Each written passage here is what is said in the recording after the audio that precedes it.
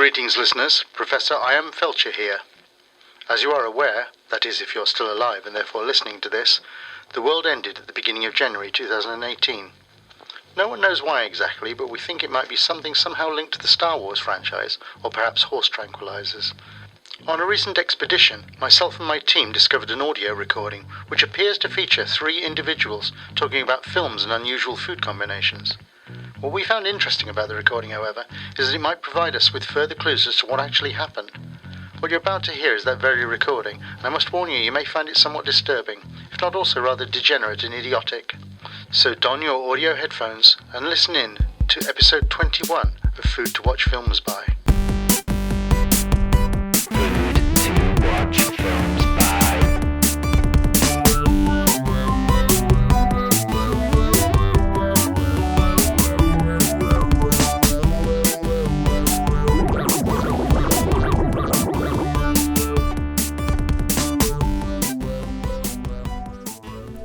Hello, and welcome to Food to Watch Films By, if anybody is listening. If anybody at all is left or out there. Is anybody out there? Is it just us? Do you hear what I hear? And Happy New Year if you are listening. If you are listening, you're probably aware of what's happened. We've had a nuclear fallout. Everyone is dead, apart from us, of course. Yeah, I mean, the only thing that survives is apparently us, which is pretty fortunate, right? I mean, how do you reckon that came about? Well, I don't know. I mean, I was in the toilet having a shit at the time, wasn't I? And you happened to be around mine. I don't think your shit's that potent enough to end the world, to be honest, Johnny. Well, it's not far off, but... I know. But there was like a blinding white light, shake, the house shook, and then nothing after that, wasn't it? I think you woke up on top of me, which was a bit strange. I don't know why I was protecting you, Johnny. I was protecting you. Yeah, but I don't have my pants around my ankles. I wanted to make sure that you were... Anyway, it's not important. It's not important. The important thing is but we've survived. We've survived. This was going to happen, wasn't it? I mean, we've got world leaders who are dick measuring and, who's got the biggest missile and the most potent nuclear arms. Uh-huh. It was going to happen. We're just lucky enough that we're still here. Yeah. So we are now probably the only podcast in the world, so I don't even know if anybody has, a resource left to listen to this, but... we can only hope this message reaches somebody, and we're going to have to repopulate the earth, Johnny. Well, my family are still upstairs. What? Yeah. So, they're still here. Thanks for the offer, but I'm good. I have a wife. I'm just saying, man. It's you couldn't. Well, anyway. What about my genes? Awkward. I don't want to know about your genes, but. But yeah, no, of course, the world has changed somewhat. There's no cars, no people on the streets, no nothing. It's all very quiet. Yeah, I don't even know if we can go out of the house. This is, we've got radiation to worry about. Oh, you don't have to worry about that. I'm already bald, so I'm not going to lose my hair or anything. But no, you should get out there. I went out earlier. Me and the family went up to Shipley Glen earlier. Oh, yeah. It was very nice, beautiful walk. Sort of got right up to the top. Of course, there was some smell of death and decay in the air, rotting corpses. But no issues parking, at least. Yeah, and the pub was still open, actually, which is quite nice. Managed to get pie and peas still. So. Good. But anyway. Is that classed as looting if you just go into an abandoned pub and just help yourself to pie and peas? Oh, no, they were still open. So we're not the only ones left in the world? No. I come to think of it, actually, I drove past a little Sainsbury's as well earlier, and they had the lights on, so maybe... Has the world actually ended, or have you just keeping me hostage here? Is this no, this it's sort of like misery thing? It's definitely ended. Is this like number whatever Cloverfield Lane? I don't know. You John Goodman right now? No, I'm not Cloverfield Lane? No, I'm not John Goodman. Okay. I can't even say John Goodman. Okay. John Goodman.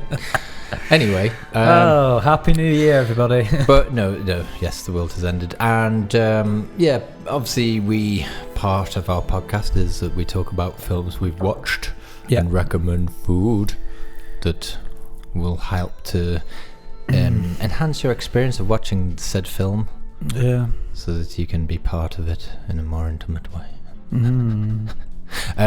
But yeah, obviously the problem with the world ending is that, the films we were expecting to be able to review this year ain't gonna be released, is it? So yeah, or any film for that matter. Well, that's it. I mean, we're assuming Hollywood's gone up in smoke. So yeah, I mean, what are we to do? Yeah. This kind of puts a bit of a spanner in the works, really, with our podcast. I mean, this was going to be primarily a review of films to look forward to in 2018. How do we get over this little speed bump, Jonathan? Well, I think what we'll have to do is just talk about films that we would have watched and kind of consider what might have happened and what we may have eaten with them, maybe. Is that a bit of a convoluted? It's the only thing I can think of. Are you suggesting a creatively say improvised film and food review of a film that we've not actually seen yet? I don't know, maybe. Screw it, let's just do it. Should we give it a go? Yeah. Top 5? There. Cause this is Adam's top 10. I mean 5. So top 5. Top 5. We're going to have to, it's a little bit morbid tone to it now, because this was going to be a top 5 films to look forward to in 2018. Now it's going to read more of a what could have been. Top 5 films not to be able to look forward to. Yeah, exactly. Amongst many things. Yeah, R.I.P. these films that never were. To be fair, I mean, looking at it, to be fair, there's quite a few films that probably shouldn't have seen the light of day. Anyway, there's a lot of reboots. Apparently they're doing another sequel to Transformers, but this time it's centred around Bumblebee. Oh, okay. I mean, apparently these films are still making enough money to warrant these type of sequels. And it is a very sequel and reboot heavy year that we've got to look forward to. So, or not to look forward to. Or not to look forward to anymore. But I mean, amongst those, there's still some honourable mentions. I mean, some out of more curiosity, but I'll give you a few honourable mentions to look forward to. I mean, here's a reboot for you: Death Wish. Oh, okay. They're redoing Death Wish, or they were to redo Death Wish. I mean, it's in the can somewhere, surely. So I don't know if we can seek these films out, maybe, and for our own entertainment. I suppose we could do that. Pass the time. Now there's nothing else. Bruce Willis taking the lead role there. Potentially something to look forward to. Had it been Deadpool sequels, a lot of comic book movies. I mean, the Deadpool 2. One of my favourite comic book films out of the last couple of years has been Deadpool. Yeah. Oh, I don't think I've ever heard you mention it. I've mentioned it a couple of times. That's a surprise. And another comic book one that honourable mention again, Black Panther. That looks. Saw a trailer of that before the world ended. Why do you keep rubbing your leg, Adam? I don't know. It's itching. If that's anything to do with radiation, maybe. Anyway, okay. If anything like starts falling apart, really like limbs or skin or anything like that, I can't stop it now, Johnny. It's impulsive. Yeah. That's another one. Isle of Dogs, which was a animated stop animation Isle film. Of Dogs or Isle of Dogs, like Isle of Man, but with dogs. You do love dogs, though. Wes Anderson, I do love dogs. Although there aren't any dogs anymore. Oh, no. Yeah. R.I.P. the dogs. But yeah, Isle of Dogs, Wes Anderson stop animation flick that was due to hit the screens in 2018. So a few honourable mentions there. Oh, another one actually, Han Solo, the Han Solo film. Yes. I mean, I've heard there's been a few production issues with that. Like a nuclear blast. Yeah, exactly. That's yeah. So yeah, Han Solo is going to be no more. No. Okay, so let's have a look then. So top 5. Number 5. I've gone for Ready Player One. Okay. Steven Spielberg, just sort of hitting us with how to do a blockbuster potentially. Again, the trailer showed the DeLorean. There was references to Tron in there. Seems like quite an interesting sci-fi concept. It's one of those that could be fantastic or could be a little bit. Yeah. Turns out we'll never know unless we find the film reel for it. So, but yeah, still. It's a top 5. Number 5, Ready Player One. Ready Player One.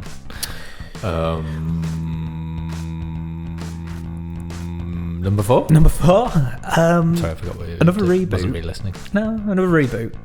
Halloween. They're doing another Halloween. Another Halloween. I feel it's time that they do a good one.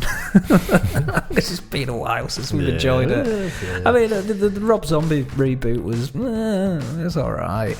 Yeah, I mean, this has got John Carpenter's got producer credits. Jamie Lee Curtis is back into it. Seems that they're trying to get back to the roots of it a little bit more. What's his face? The guy who plays The Shape is also really? in it again, the original. Oh, right, I didn't realise that. Yeah. He's making a return. So I imagine he won't be doing stunts like falling out of window. Yeah, probably not. He might be a little bit restricted to it.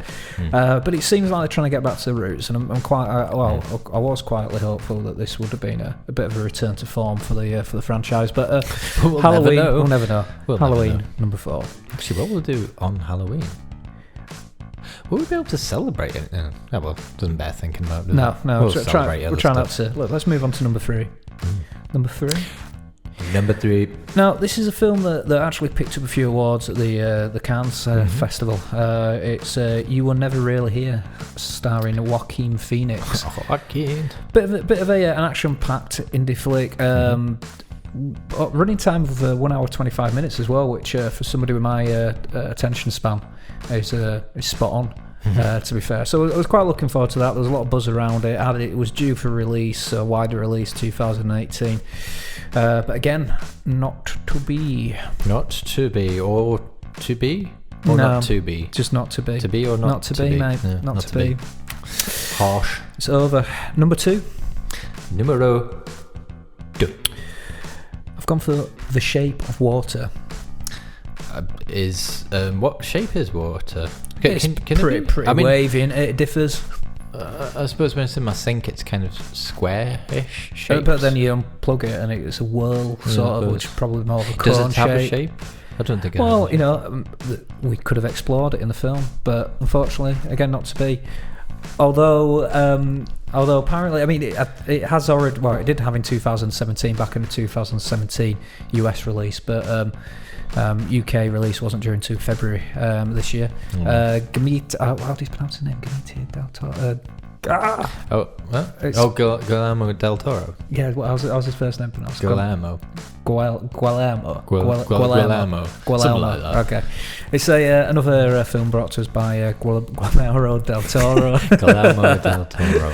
You know what? He's not going to mind that I mispronounced his name, is he? Because he's passed on now. He's gone now, isn't he? So, but we will never know The Shape of Water. Exactly. But I always look forward to his films, and it's. Well, the trailer looked good. Yeah, exactly. So imagine what would be. What could be? Yeah, exactly. So that was my number 2. Do you do on to number 1? Your maths is correct, yes, Johnny. Number 1. I've gone for Avengers: Infinity War. Oh. Well, I had to, because it's so much has been building. I know, and it's a geek within me, but so much has been building up towards this. We were treated to an explosive trailer at the end of last year, right before the big and last final explosion occurred. And it looks, pretty promising. It's just everything that you'd never thought as a geek 10 years ago would be possible to show on the big screen. But again, it looks like it's not going to be denied, unfortunately, at the last minute. Oh well. So actually, another reboot that I forgot about. They're doing another Predator as well. Oh yeah. The last few attempts at Predator films have been pretty gash, haven't they? That's not holding. Oh well, there's no point in holding out for us anyway. But yeah, cool. Okay, well, thanks for sharing that with us. What could have been. Yeah. Let's not dwell upon that any longer, Jonathan. Shall we move on? Well, I was going to say, if you are alive and you are listening to this, and you had an alternate top 5 of what you think would be good films in 2018, then do feel free to tweet us at FTWFB podcast. I think Twitter's still up and running. It looks like it's still on. I guess the servers didn't get impacted. Find us on Facebook and other places. Otherwise, we'll move on. Yep.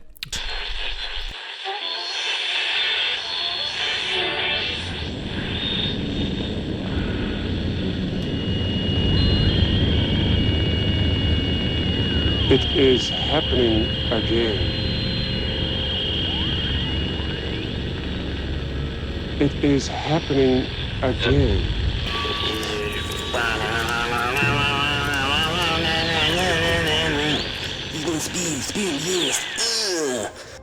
How do, Pablo here, Happy New Year, and Happy New Cupboard Cast. Now, as of late, I've generally been focusing most of my attention on 80s B-list children's entertainers such as the Chuckle Brothers and the Crankies. Halcyon days, but much like many things, I must put them behind me. So this year, 2018, thought I'd go a little bit higher up the old totem pole. Found myself here in Skywalker Ranch, a little bit of a clue, to find the creative mind behind such greats as American Graffiti, Willow, and a little series of films known as the Star Wars. It's I must say it's a lot different than I imagined. Obviously looks like a ranch from the outside. As soon as you step inside, pretty much exactly like some sort of battle cruiser from the old Star Wars series there. I've managed to tuck myself in this little cupboard. Unfortunately, doesn't seem to be able to have a lock on the inside to get back out, so I'm stuck in here for as far as I can tell. But whilst I'm here, I'll mention the podcast I've been listening to as of late. Stop and Search podcast. That's Stop and Search. Podcast from Jason Reed as part of the Scroobius Pips network, Distraction Pieces.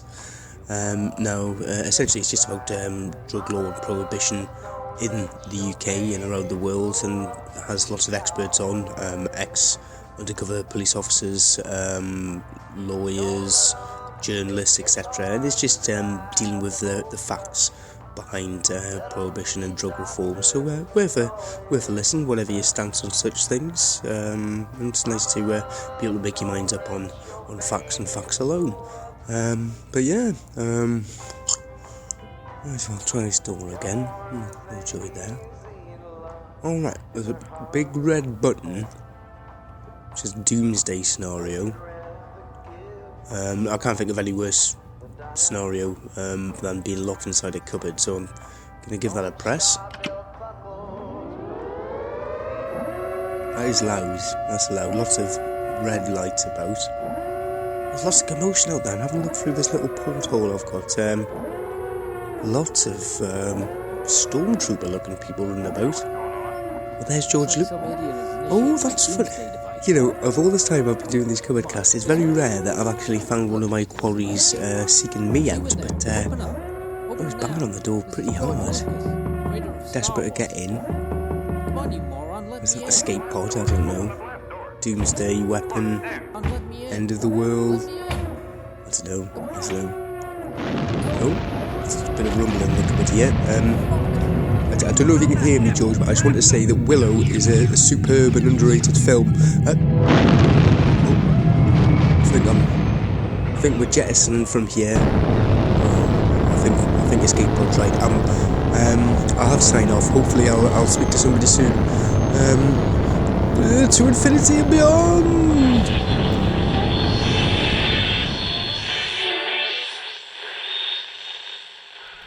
Yeah, what do you think? Do you think it's a lump or something? I don't know. I don't know if it's something to do with the radiation, but he shouldn't have gone out straight away. I think it's literally. I'm not a doctor, but there's something. It feels like it's moving. Yeah, I think it might be. There could be some. This could be some sort of like kind of alien type scenario. You could be John Hurt right now in Aliens. Yeah, I'm not sure about this. I don't like it. Oh, hang on. Oh, you know what it is? It's my arm. Oops. Sorry, I was just holding it weird. It was my elbow. I thought I had a strange. Oh, right, okay. Again, I'm not a doctor, so yeah, I didn't pick up on that. Yeah. Oh, hang on, my phone's vibrating. Oh, hey, I didn't realize we had signal. Who could this be? Hello? Oh, hello? Oh, hello, Pablo. Pablo, you're alive. Oh, I'm alive. I've been stuck in this blooming metal tube for ages. And So how's things? I will say, from my little kind of porthole I've got on this escape pod, it's not looking good out there. How's it hanging? Is everything all right? Yeah, it's fine. It's good. It's hanging fine. I mean, we've not gone through. We thought Johnny might have had some sort of mutation going on with the radiation, but it's just my elbow. Yeah, nothing unusual other than the fact that the world has ended. No, I was talking to Adam earlier. Went for a bit of a walk earlier. Had a pub lunch. Fine. Yeah. Don't know what the fuss is really. Just less traffic on the roads. I just want to say there's just a kind of like there's a lot of dust about. There's that kind of constant amber glow coming from all directions with a tinge of red. Yeah. I'm seeing weird thunder and lightning in the distance that seems to be coming from the ground and the sky. I don't know what that's about. But I'm not seeing any people. Aside from the odd giant behemoth made out of a mixture of what looks like flesh and vehicles, but they seem to just move past. So we're just having a brew and just doing the podcast. Same shit, different day type thing. Just got to plod on, just got to keep on keeping on. Exactly. I won't let any nuclear fallout hold me back from enjoying a Leberkuchen and a hot beverage. And a coffee. Cheers. Yeah. But, it's nice for you to join us, actually, because me and Adam were just musing over an idea earlier. Obviously, there was quite a few films coming out this year, wasn't there, that we were going to watch, but we'll never get to see them, will we? So, it is not to be. It's not to be, so we thought we'd just kind of work out what we think might have happened at the end, what might happen in the film, what might be an ending. Are you up for a bit of that, Pablo? Yeah, cool beans. Might as well waste the time I've got. Seems to be a stasis field in here keeping me going, but I'm a little bit subdermal, so the door's kind of stuck, so I can't really get out. So I mean, I appreciate the fact you've got brew. I'm personally on my third pint of recycled urine, but. I really want to ask how you've got in there, but I'm guessing it's a story for another time. Yeah, this seems like it'd be too long a conversation to have.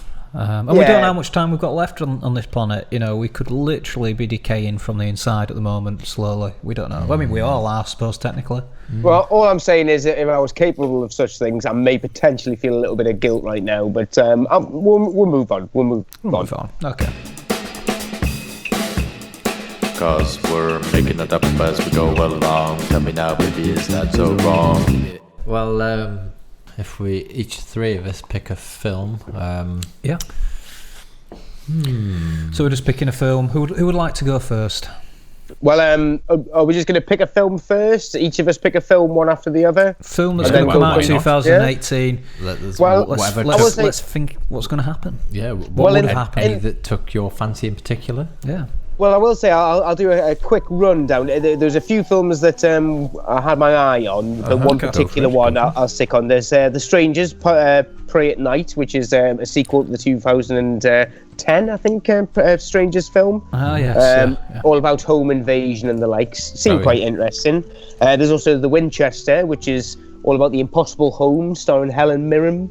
It's basically the heir to the Winchester rifle fortune, and she had some mental problems and basically built a house with over 500 rooms, none of which led properly to anywhere. But a new film's all about ghosts attached to that. That would have been quite interesting. Cool. But I thought when he said The Winchester, I thought it was going to be a sequel to Shaun of the Dead. Same.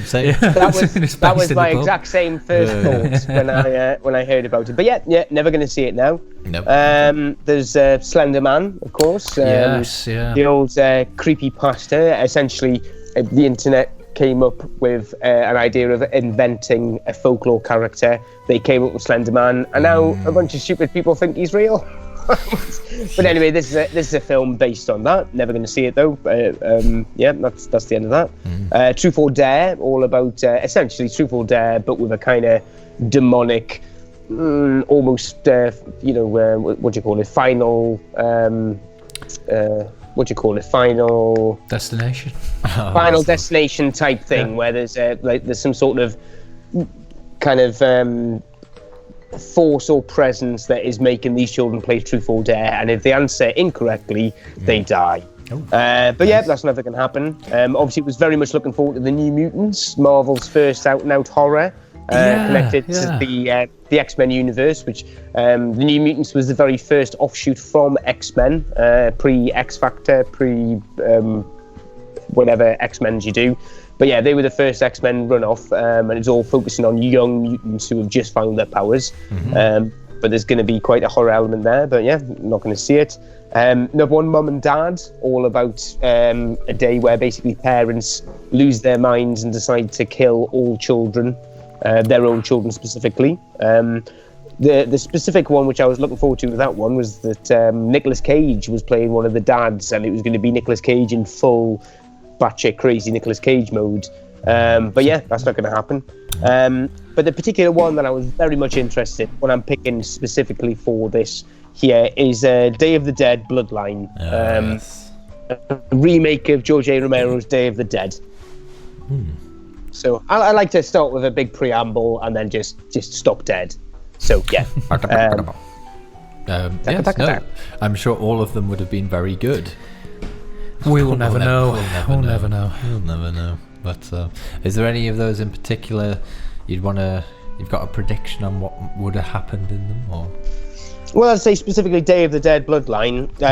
I think what they do is the entire cast and crew go along to the plot where George A. Romero is buried. They all dig him up, pull out his corpse from the ground, open up the casket, and they all just urinate on his dead corpse.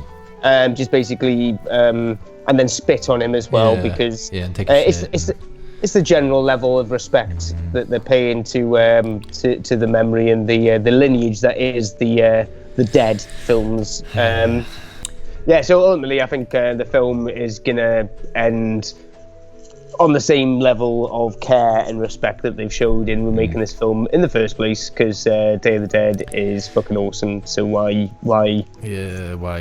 ruin such You're not going to repaint the Mona Lisa? Yeah. No, but is there anything you'd suggest you would have eaten with that film? Well, what you want to do is you want to get a fine steak, maybe like Kobe beef type of steak, like a proper expensive, lovely steak, do all the trimmings and the like. And then what you want to do is you want to eat that, enjoy it, savor it, really appreciate it, and think, I can never have that meal again. If anybody try to remake that meal, it's not going to happen. And then just do a shit in a bucket, or vomit it into a bucket, eat it again. Repeat the process about 6 or 7 times, and then just whatever you end up with. And I would like to say you should really mix the process between vomiting and shitting in a bucket, just so you really regurgitate and mix that all up. And then just at the end of about 6 or 7 times, present that bucket, and that is the slop that is the food equivalent of this film. Potentially, if it might have been that way. That sounds very appetizing. Yeah. Papa George A. Romero, I miss you. George. No, Papa G. Well, to be fair, if you'd have probably died 10 years beforehand, it probably would have been better for your history and your lineage. But, yeah. Well, at least if he stopped making films, I wouldn't want him to die sooner. But they're all dead now. They're all dead. Yeah. It is actually Day of the Dead. For everybody. For all of us, we're living in Day of the Dead. Yeah. Yeah, cool. So that's one down.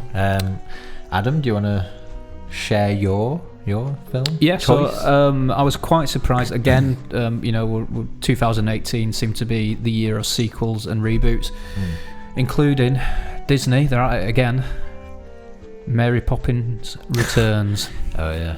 Mary Poppins Returns. Hello, Mary Poppins. She's back because why not? Why not drag Mary Poppins out of retirement? And so although isn't she a younger model this time around? Emily Blunt was cast for her. Dick Van Dyke is back as well. Or he's back. I don't think he's putting on his Cockney accent, but so prediction. I mean, the way I see it, Mary Poppins, there's only one way you can handle it. Basically, I saw it as being the John Wick of 2018. Okay. So, we take it from Michael and Jane Michael and Jane Banks are children from the first. They're grown up now. Heroin addicts. Exactly right. Well, of course, they've had a pretty disturbing childhood. This is it. They've gone through the childhood of jumping into paintings, riding away on horses that come to life. Pretty psychedelic. Pretty fucked up stuff. And then Mary Poppins one day just says, "Right, I'm off now," and they've therefore been trying to recreate that. Yeah, exactly. And where does that leave them growing up? You know, Mr. and Mrs. Banks, they get divorced. That much is clear because of broken family. Ooh, wow. You know, they're left with this, you know, trying to explain, no, this happened. There was this magic nanny who came and looked after us. No one believes them. So Jane is very much in almost a Sarah Connor situation where she's bundled away into a psychiatric unit. Michael replaces a spoonful of sugar for a spoonful of heroin and creates a huge drug dependency. During his dependency, gets in a bit of trouble with the wrong kind of people. Yeah, and that's when Mary Poppins thinks, right, step in and sort it all out. I should come back in, really, shouldn't I? This image of Michael's like, just a spoonful of sugar, just while it's boiling up in this. Exactly. And then the mobsters come in. You really fucked up this time, Banks. Yeah. Stop singing and keep sucking. Exactly. Ain't no pain's going to save you this time. And then Mary Poppins thinks, look, Michael's is sucking dick for crack. I've got to come in. I've got to come in and fix this mess. You know, Bert, the chimney sweep, he's off in an old people's home. You know, yeah, probably totally senile. Yeah. Did you think Bert and Mary Poppins, on a side note, were they were fucking right? They were like in the first film. They were an item. Yeah, of course they were. He'd cleaned out a chimney a few times, hadn't he? Provided the service. Provided the service to Mary Poppins. So yeah, I mean, Mary Poppins says, right, enough is enough. Comes back to save Michael and basically take out these drug lords. Yeah. And you know, the rest is basically, as I say, John Wick. It's Taken. Yeah. You know, she goes medieval on their asses. You know, we get a bit of a, you know, sort of death by brolly a few times. Yeah, because that's got to be incorporated into it. It's pretty graphic. I mean, you know, but credit to Disney for going there. You know, they've not shied away from the R-rated Mary Poppins, which we've all been wanting for so long. It would be amazing. Yeah, exactly. And then in terms of ending, you know, she thankfully takes down the drug ring. You know, rescues Jane. But then, you know, Mary Poppins looks back and sees this world, this London that she left in the 60s and how it's changed over a 20-year period. She's now in the 80s, you know. She can't... This world is not worth saving, is what she comes to the conclusion of. So she decides to go back to Poppins Land, which is the planet that she's from. Where is Mary Poppins from? I have no idea. She goes back to the Mary Poppins planet, speaks to the other, which is populated exclusively by British nannies. Has a bit of a conversation. It's like, look, these people aren't worth saving anymore. You know, they're only just going to blow themselves up eventually. Let's just preempt that. Let's finish them off.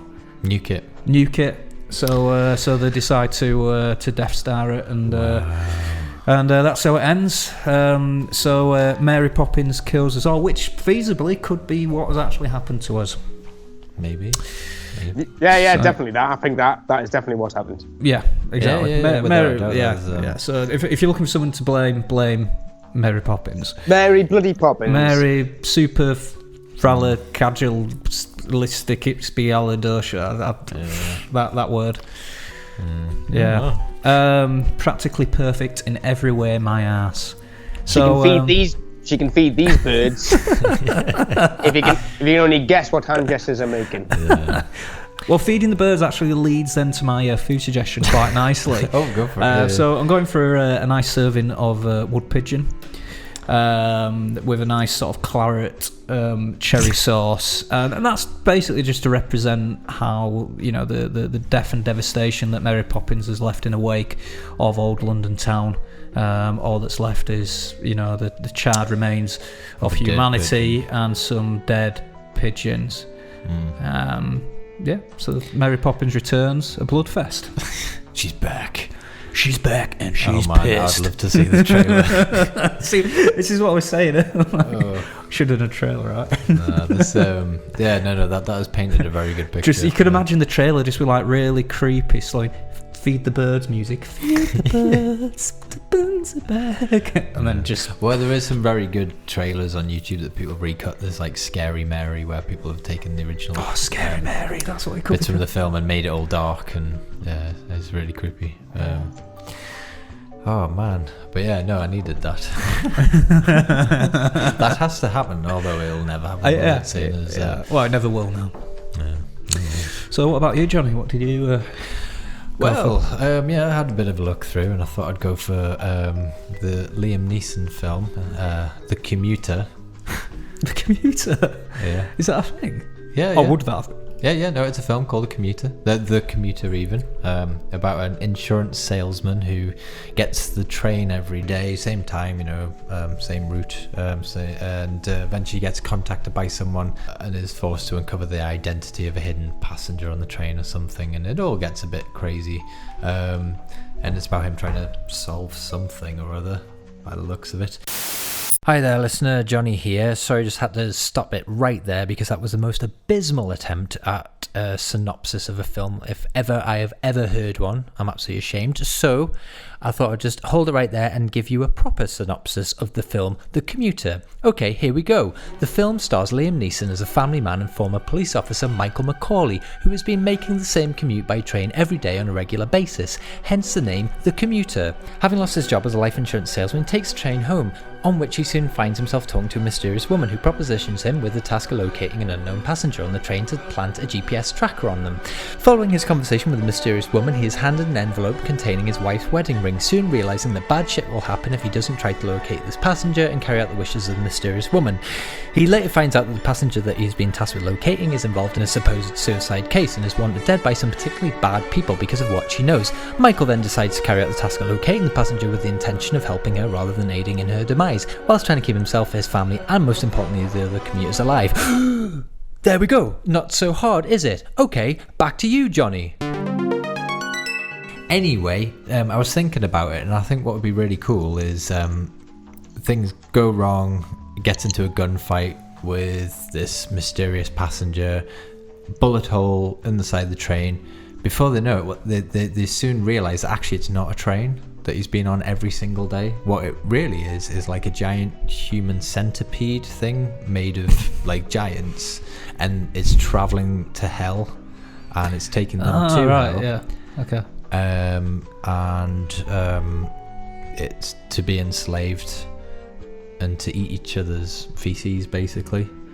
As you would do in hell. But then it flicks back and actually wakes up, and he'd just fallen asleep on the train, and actually everything's fine, and he gets off, and that's the end. And he's got very deep personal issues. Yeah. So basically, it's a comment on people's psyche, mental states. The things when you're looking at someone on a train, you think, oh, I wonder what the hell they're thinking about. Yeah. See that guy nodding off. What's he dreaming about? Yeah, he's imagining being on a giant human centipede in the bowels of having a fist fight with someone. So when you're saying human centipede, so the train's made out of like joined up. Yeah. Bodies, but like giants, and they're in the belly of one of them. Oh right, so they're travelling through the belly of a giant. Essentially, yes. The giant is conjoined with other giants. Right. So kind of like Flash, Thomas the Tank Engine type. Yeah, exactly, yeah. Okay. Yeah. They're 2, they're 4, they're 6, they're 8, shunting trucks and hauling freight. Yeah, and shoveling shits into the unsuspecting mouths of Liam Neeson. Yeah. But he's been taken for a ride, all right. Hey. Exactly. Would that be like how they actually power the train as well? Instead of feeding it coal, it's like shoveling shit into the mouth. Well, it's corpses. Because what you don't see is at the very start. Well, you do see eventually in hell. It's just like the souls, like the bodies of people just being shoveled in and digested. Oh, through, right. So the souls is what powers the train. You know what? It's flawless plot. Yeah. It's a perpetual motion machine. Yeah. Well, I just thought with the title like The Commuter, it's it lends itself to it has to go all out. Well, you can't have something that mundane as a title and then be, it's like the Accountant as a film, The Firm. Yeah. Those kind of mundane titles have to have something exciting and suspense. Yeah, exactly. The Librarian. To be fair, Johnny, before it all went bad, I had seen that trailer and I thought it was just going to be a generic kind of thriller. But the way you painted it, that's right up my straws. Yeah, exactly. Yeah.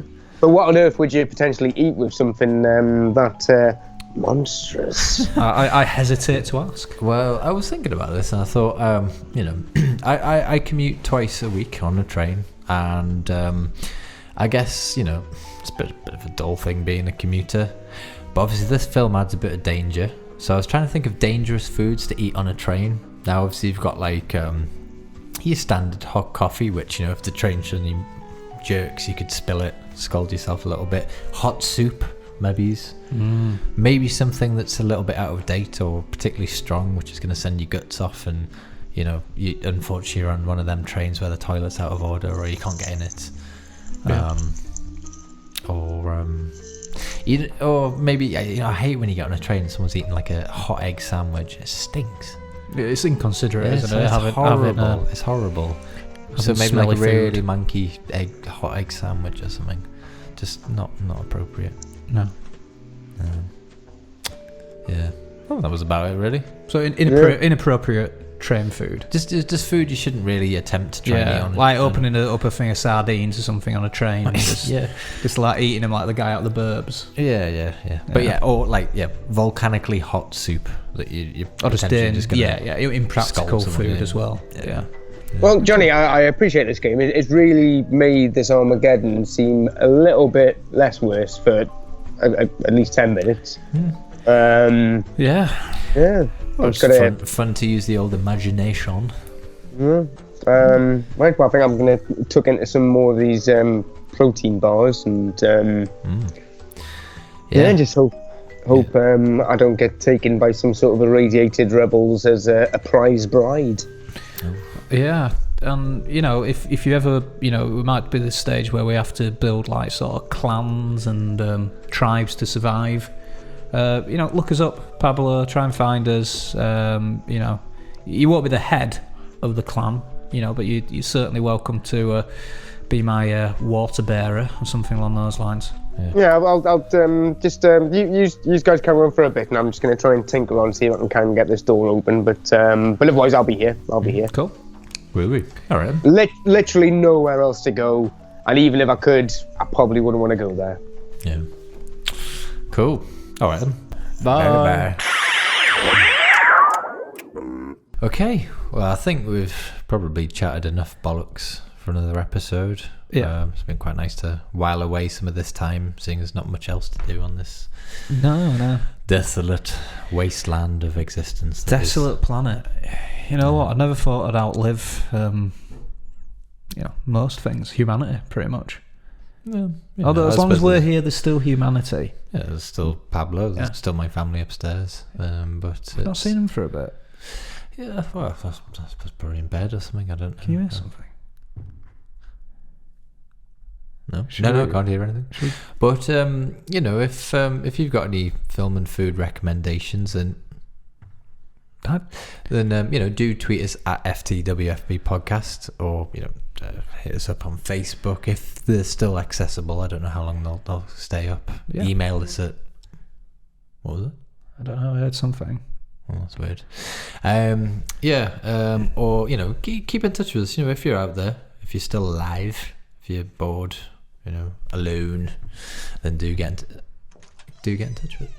Leave a message. Alison? Holy shit! Whoa, Alison, you okay? Oh my god, you've got extra arms. There's way too many limbs. What's with your face? Oh my god! That thing over there, that's not your wife anymore, Johnny. For a listener, just for your I'm benefit, out of here. Bye. My family seems to have mutated into some being of some sort. I better sort this out. So, we'll see you next time, hopefully. Happy New Year. Happy New Year, or Happy Nuclear. This is probably a bad time for a joke. See you later. You've been listening to Food to Watch Films By, brought to you by Johnny, Adam and Pablo. If you like what you hear, then don't forget to leave us a review on iTunes, share an episode with a friend or a family member, and basically just continue to enjoy our podcast and love us. Otherwise, we will find you and we will kill you. Thanks for listening. Bye.